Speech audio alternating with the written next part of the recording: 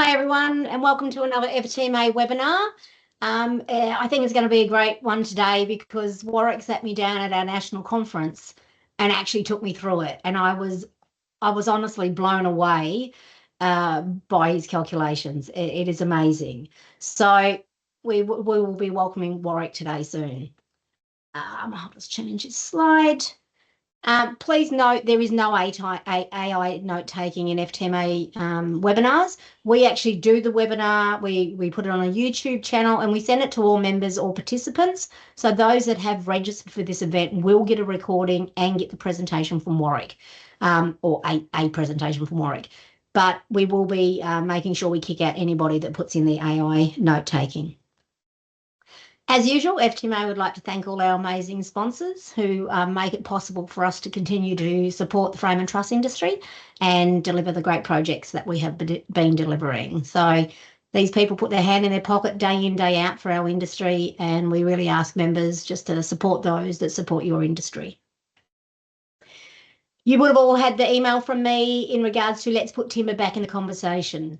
Every time the block's on, all we see is TrueCore ads on TV all the time. They're an absolute pain in the backside, and we need to make sure we put timber back into the conversation. There are amazing benefits to using timber, and we've broken it down into 14 benefits. And the idea is that every Monday we'll be sending out those resources. This week it was about the fact that timber is strong.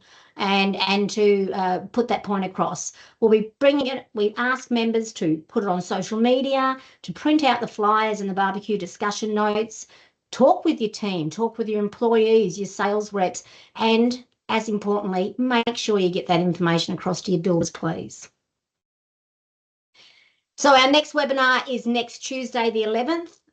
We will again send out the registration details so you can sign up, but we've got a really good turn up for this one. System 600, what it means for the frame and truss industry. When Minister O'Neill announced this, they had 32.9 million, sorry, that sounds a bit like Victoria's debt, 32.9 million that was going to accompany this. So there's a great opportunity for manufacturers to get involved.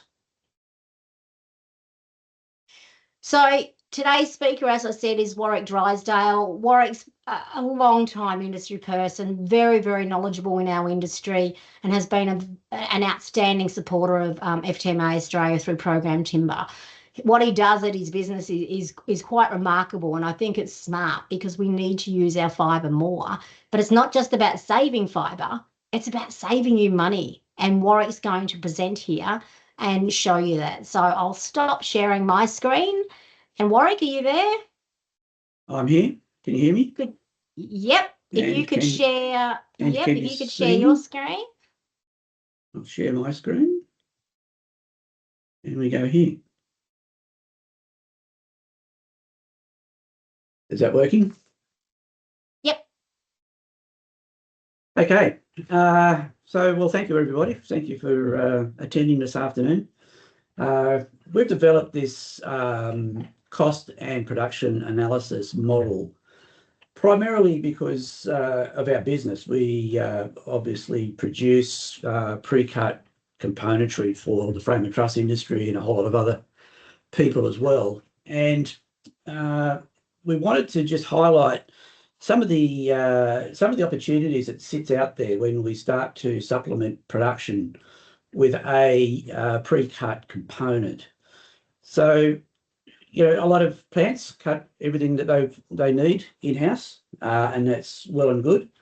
But by compounding and networking on that production allows for a greater level of income and a greater opportunity to supply your customers with a proper fit for purpose product, and maybe make yourself some extra dollars on the way, or have a bit of extra loot in the kitty if you're starting to face some competition. So the main product that we do is a pre-cut truss web, obviously also known as a turbo web, been around for about 30 years. Millions of trusses around the world have used turbo webs, and here in Australia we've been producing them for the last 26 years successfully, and I think every plant that we've supplied has acknowledged the advantage and have all become a winner. But some of the advantages, as I say, have been underestimated in going down a pre-cut line. So it was in our interest to develop a model. But when we develop the model, we need to understand what's happening in a plant to start with. So we enter a bunch of information to start with, and I'll just flip into the screen here if it works. There we go. So on the screen there now, you can see that there's some data that's pre-entered. So today we're just going to run through the default settings. You can see on the screen there, there's an A list and a B list, A and B. The numbers are the same in both lists. They're default numbers.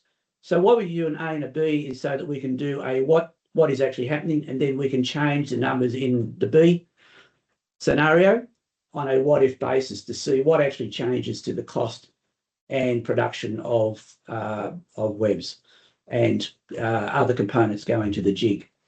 So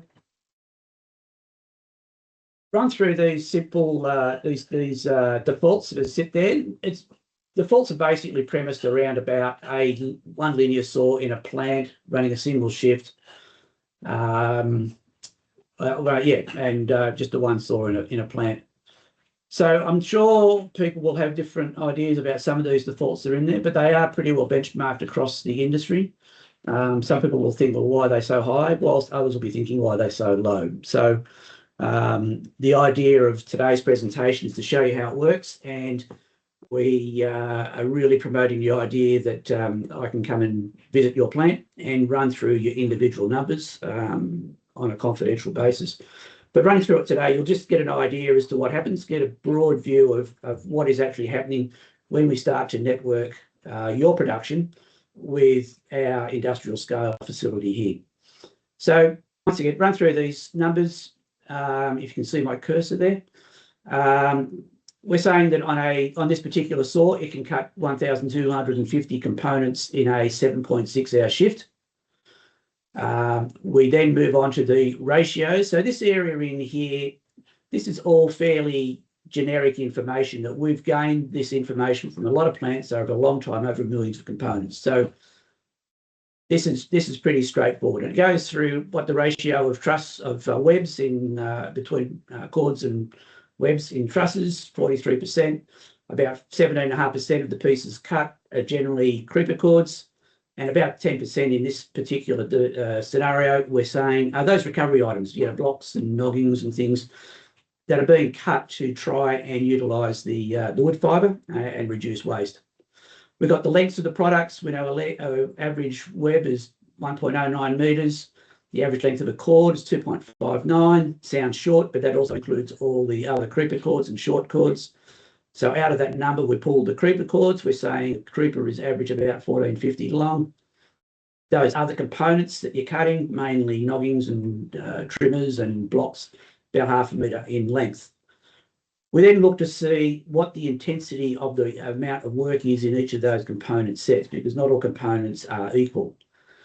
So the analysis that we've done over a huge set of data and time, we're saying that it takes 703 individual saw cuts to make a cubic metre of webs, whilst it takes 265 individual saw cuts to make a cubic metre of cords. Obviously, the big disparity of webs are shorter than cords. Webs can have up to 4 cuts. A lot of cords only have 2 cuts. So that's why there's such a big difference. It is also showing that there is a big disparity between the amount of work involved in producing those two different types of products. Out of that 265, what is actually pushing it up rather than down is because the creeper cords take about 630 individual saw strokes to make a cubic metre of creeper cords. Those other components that you've recovered, it's about 790. They're short length, but it's only normally a single cut each end most of the time. Sometimes there's only one cut. We move on to how much each plant, the plant actually uses their saws. So in this particular scenario, we'll just put the faults in that this plant is running a 7.6 hour shift, just the one shift, no overtime, single saw, and only one person running the saw. We've Projecting further into the model annual production figures. So we've put in an annual production days, and we're sitting there at 240 days. To move on to the cost of actually running the saw, we're looking at the operator. So we've got what is the cost of the operator? We're saying it's $40 an hour, grossed up, which really represents, a after-tax rate of, in the high 20s, maybe getting towards $30. Then on top of that, you have workers' comp, superannuation, payroll tax, etc., where it's applicable. Comes in around about $40. That is actually a little bit conservative on the numbers that we've presented to other people in the past. Apart from the $40 an hour you're paying, they're not there for about 10% of the time, because they're going to be on additional annual leave outside of shutdown. Annual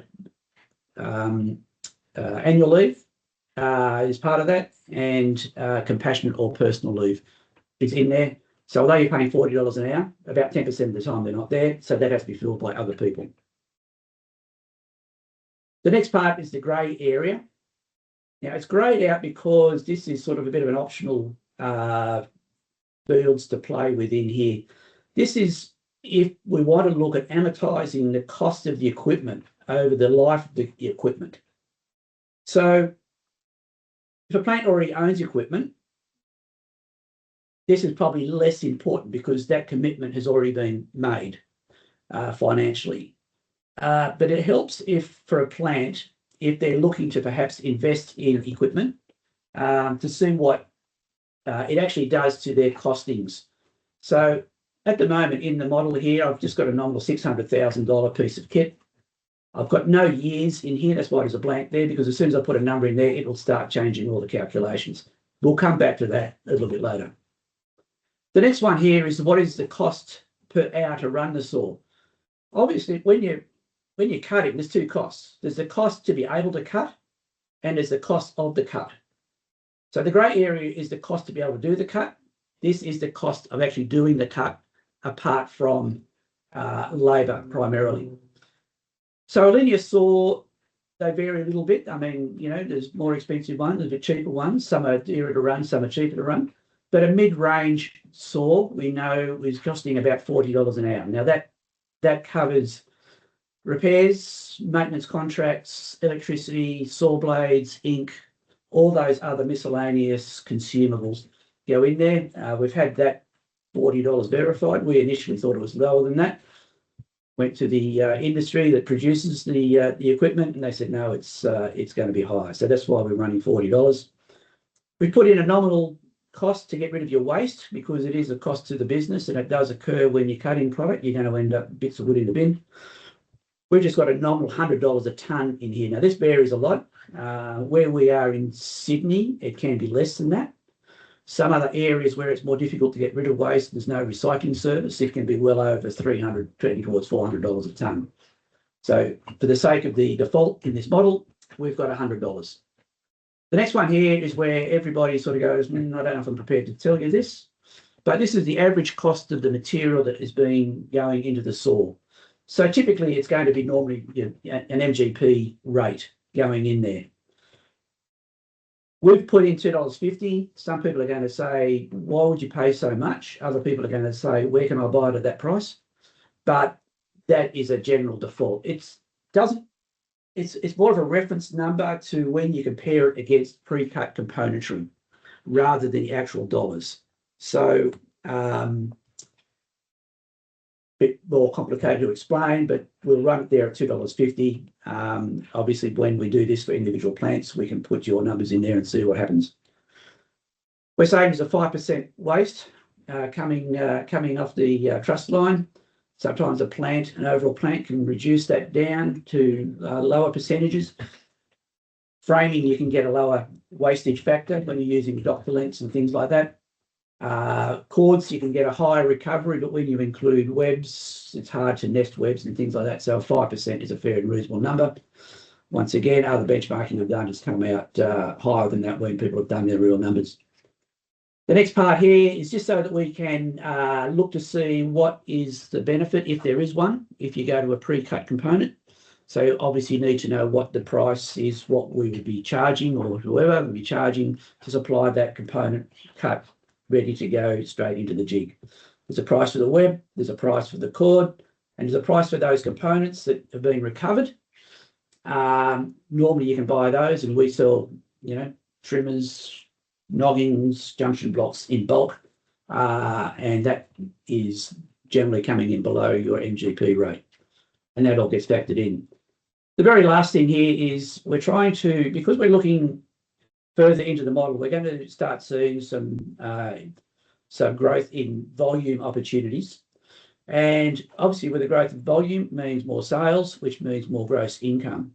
So to get an idea as to some sort of quantitative outcome, we just put a nominal GP percentage here, and it's based only on the timber, the additional timber going in. It makes it a very conservative number. It's not 30% GP on the nail plates, the detailing, the labour, and everything else that you put a percentage on. It's just for the timber only. So it is a very conservative number when we get further into the model to see what happens when we can start changing some volumes going on. We've got some graphs there on the screen. We've got the meters cut. Now I've colour coded this in green and a sickly yellow sort of colour. A scenario and B scenario for meters cut. A relative profit. This is not gross profit or net profit. It is basically gross profit less direct cost of manufacture, which will probably put all your accountants out there's head in a spin. But what we're doing here is we're just trying to get a relative line between what's happening between the A and B scenario. It's more reflective because it does introduce costs rather than just volume of timber used. We go down here a little bit further. We've got the time versus volume scenario. Now, this is where life starts to get interesting. Using those numbers above, which we believe to be a fairly typical industry standard, we're saying when it comes to webs, 43% of the time cutting produces 23% of the volume. So they're labour intensive, they're work intensive. Creeper cords, similar, or not, same scenario. 20.9% of the time, or about 21% of the time, cutting produces only 12.7% of the product. Cords is where it all gets pretty exciting. Only 30% of the time spent will produce 61% of the saw output. The small numbers here in blue represent the recovery items, 5.7% of the time cut to 2.8%. Because the both scenarios we're currently are running the same, those numbers repeat in this second graph. If I move over to this last graph, using those numbers that we've got in the default, it's telling me, and of course A and B is the same at this stage, the component ready to go into the jig, the average cost is $2.93 a metre in this scenario. That's made up of the different products. Now, of course, the more intensive products, or the ones that take more time and cutting, are higher, and some are lower to give you that $2.93 average. So what we can do already, before we even think about looking at supplementing, we can start to look at a couple of things to start to play around with this scenario. So say I've got a saw and you've only produced 750 components. It produced 750 components in a day. So what we can start to see is over here in the graphs, the meters drop, of course, and the relative profit drops because obviously there's less product going through. So if we were to say, okay, we're getting less product, but it's not an expensive saw. It's a cheaper saw. It's not costing us $40 to run. It's costing us $15 an hour to run because it's a cheaper saw. I'll put a number in here. We're not going to use it. I'd say 300,000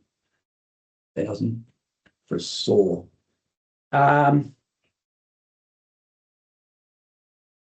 what we can see going on clearly is that there is less profit, less going on with this particular scenario. If we were to say, in this A scenario, you're cutting 1,250, instead of having just one person on the saw, you've got 1.5 people. That's somebody there all the time and somebody there half the time.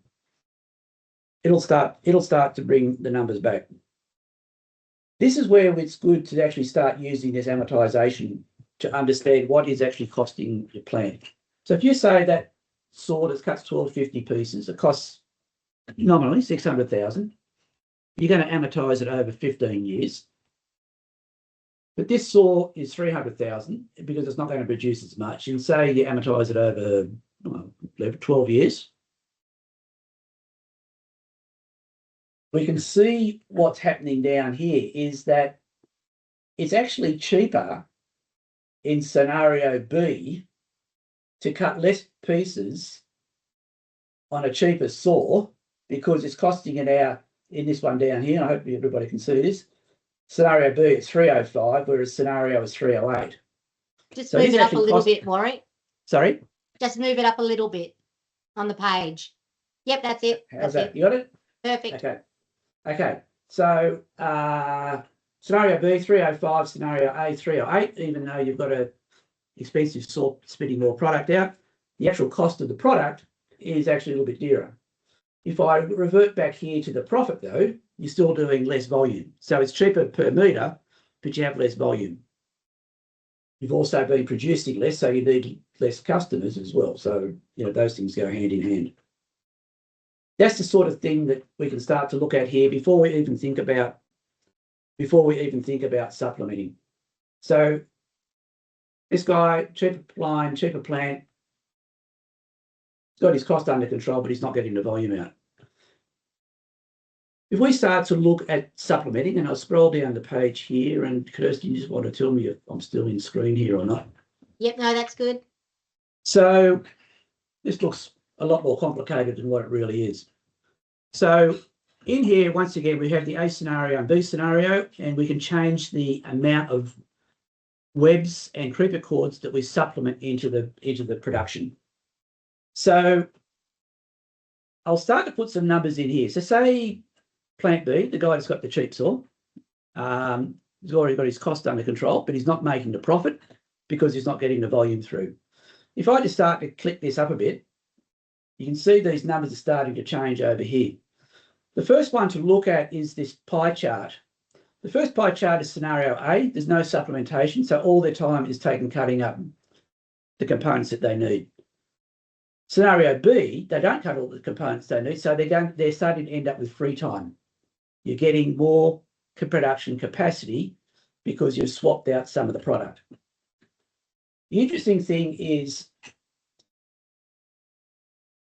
we can look at scenarios here on costings, but the one that's interesting, I think, is this last graph in the bottom corner here. So hopefully you can see that. I'll just try and move that up the screen a little bit.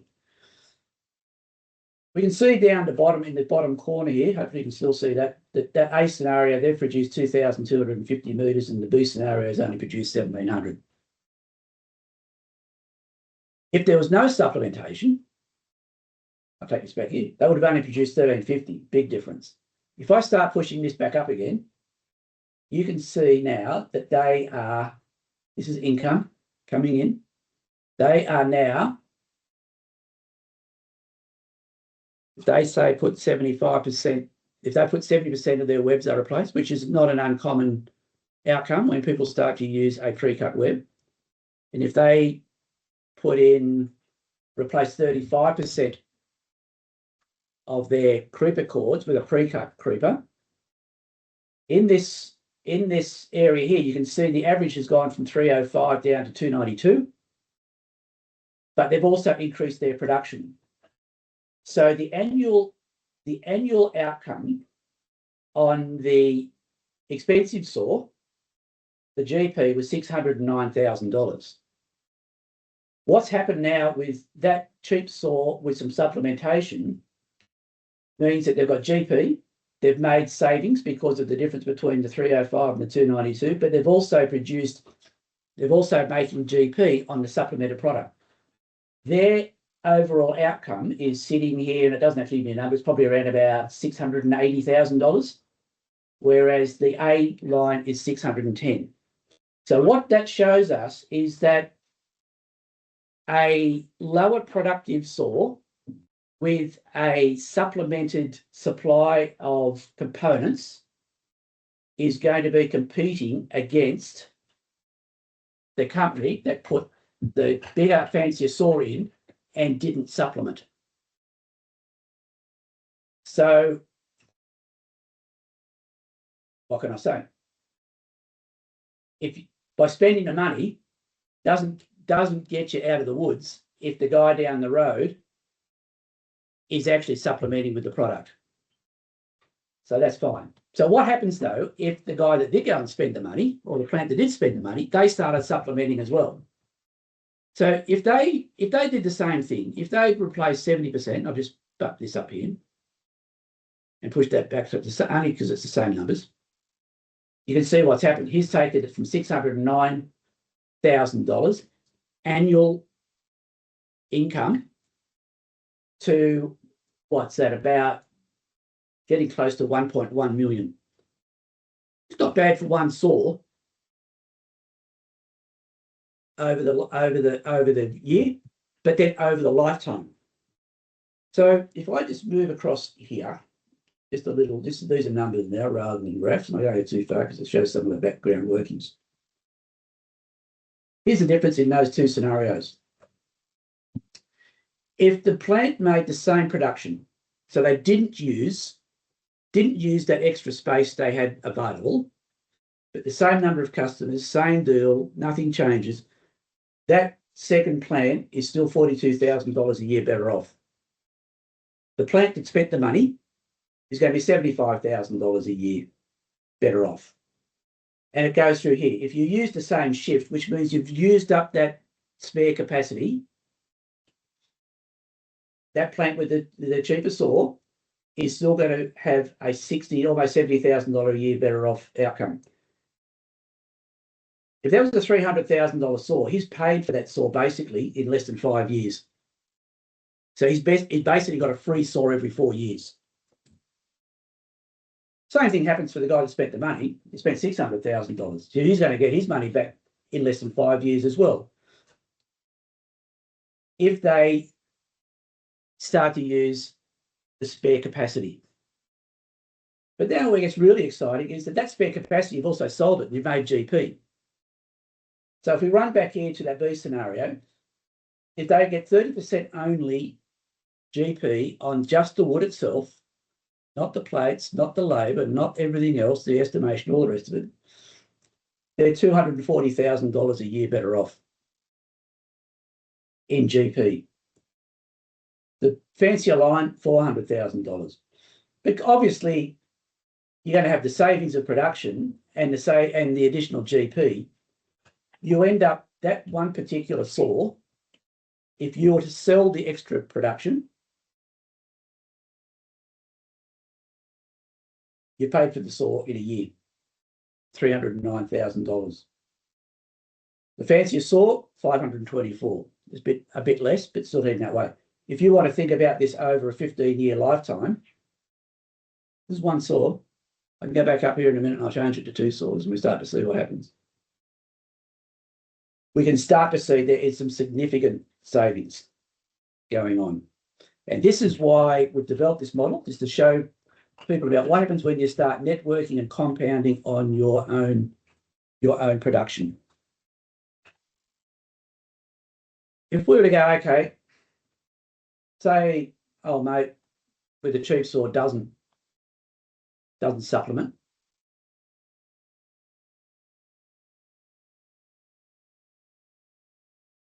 Is out the back door, really, if you're competing against a plant that has supplemented, regardless whether it's a fancy saw or a non-fancy saw. I like it. I love it. I love it when people buy fancy saws. It's the best thing that can happen for two reasons. Because the person that's bought the saw, the fancy saw, is now able to network that saw with supplemented product. It really will make that saw sing. If that plant that bought the saw, well, I mean, when they do that, they're buying a lot of pre-cut product, which I like, you know, I like all customers, especially the ones that pay their bills. That's good. That's good business for us, you know. Yeah, we're happy. But then the plant that buys that expensive fancy saw and doesn't supplement it, I have the opportunity to win again, because if I start supplementing the guy that didn't buy the saw and he's supplementing his cheap saw, he's going to be buying product off us as well, and could well be knocking off in the market the guy that did spend the money that didn't supplement.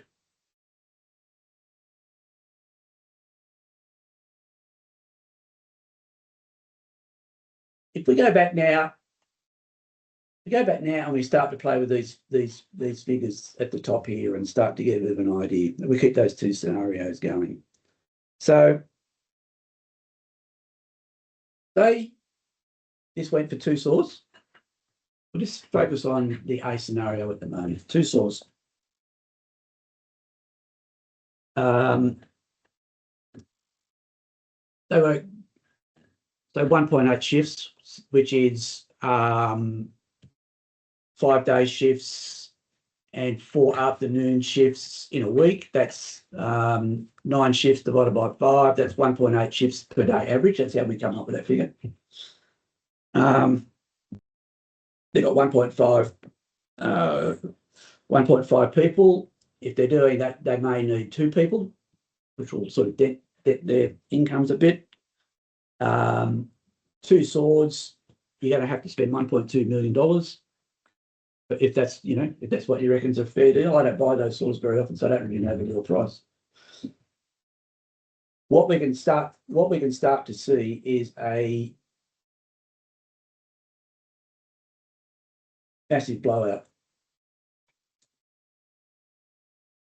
That plant over 15 years potentially can end up with $26 million. That's pretty impressive, Warwick. And Warwick, just to be clear, if you sit down one-on-one with the manufacturer, you can enter all their actual data in there. So it will not be giving them an assumption based on averages. It will give them the exact figure for their business. Is that correct? Absolutely correct. Yep. So, unbelievable. We've done it for a number of plants so far, and every time everybody goes, wow. I can imagine. When we develop the model, I'm going, nah, there's an error in there somewhere. That's got to be wrong. But it's not. It's not. That's fantastic. So, yeah, that's what happens. So the other thing that sort of comes in here is, what can I do here? How about we just go and change this? How about we go and change this back to the same thing for the B scenario as well? Wouldn't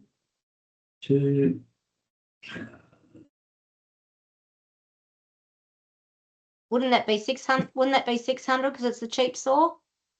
No, we're just changing it back. So we're going to use that. Just going to replicate that A scenario. So we've ditched the cheap saw. We've ditched the cheap saw scenario at this stage. That's good. Yep. So if I run down here, just, you know, this is the, see what happens down the bottom here. There's a separate bit. This is a bit of a, you know, this is what happens. This is a little bit of an extra scenario to think about. This number's come from the top. So if you're cutting 1250 pieces,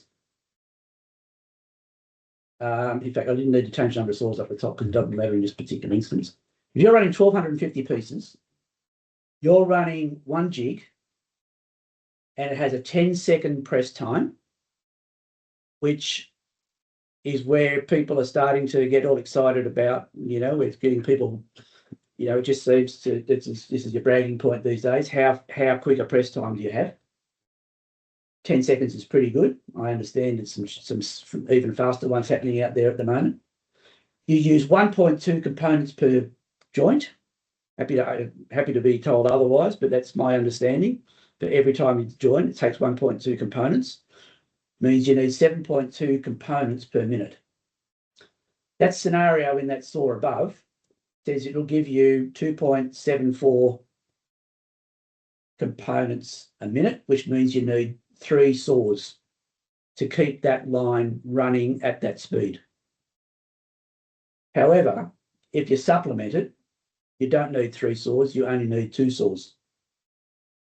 So apart from all that money that you're going to make above, you've also got a $600,000 opportunity to improve something else in your plant, your press, or something else that's going to allow you to capitalise on those other gains.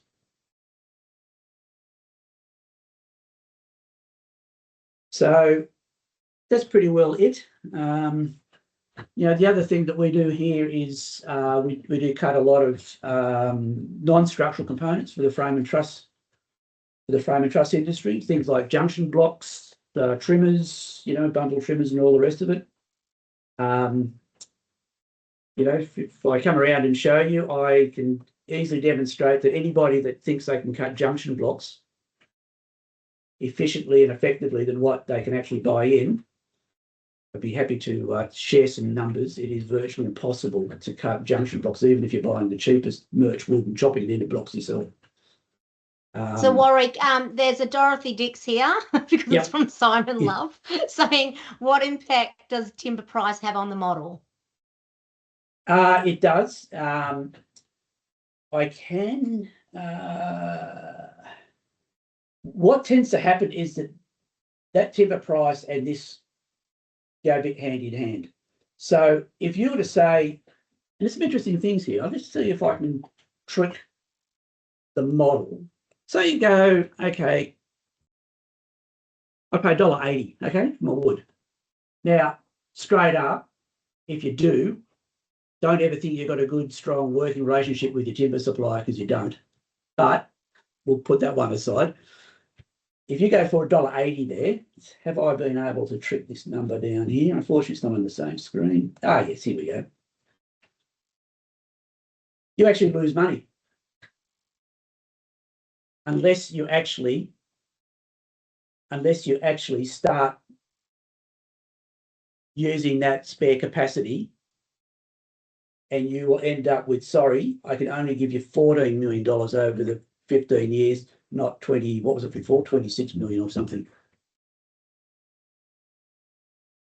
It's giving you, supplementing your production gives you, funny enough, additional production. So even if you go backwards, and that's a big drop, if you're buying how much wood you're paying $1.80, I might be able to do you a deal on your components, but you're still ahead because you've still got this production advantage.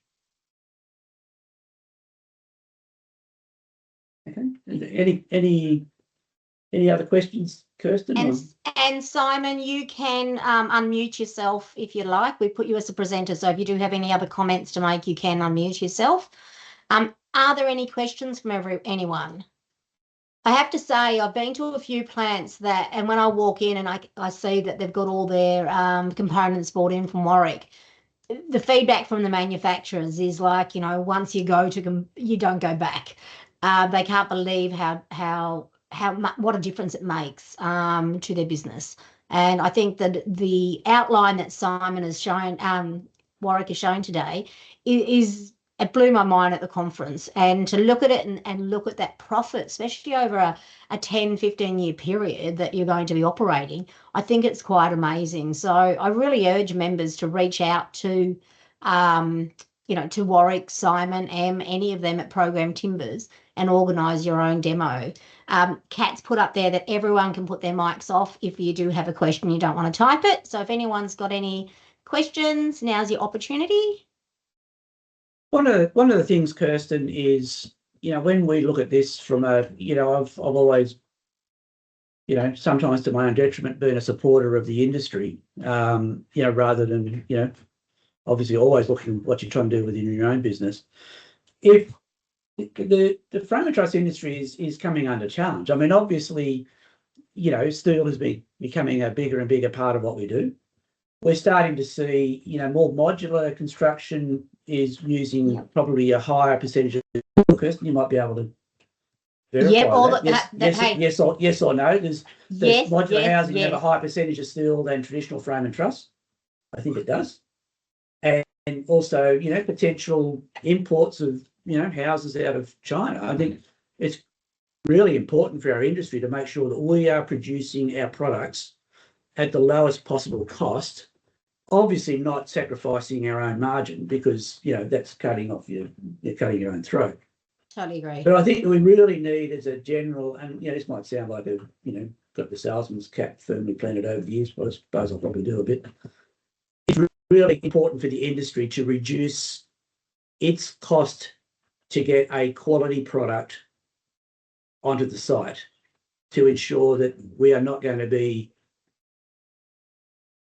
competed out of existence. So although I look at this and I go, isn't that fantastic? All these guys can make all this extra money if they put their mind to it. But really, are we really looking at additional profit, or is this really business protection? Because if you don't, I'm not sure, and somebody down the road in a specific instance, sometimes you've got to be careful, I mean, you say, hey, Joe down the road, bought the business, dropped the price. But did they? Because if they're running a different scenario in how they're actually producing their product, maybe they're not. Yeah, every business is different. Maybe they just are cheaper.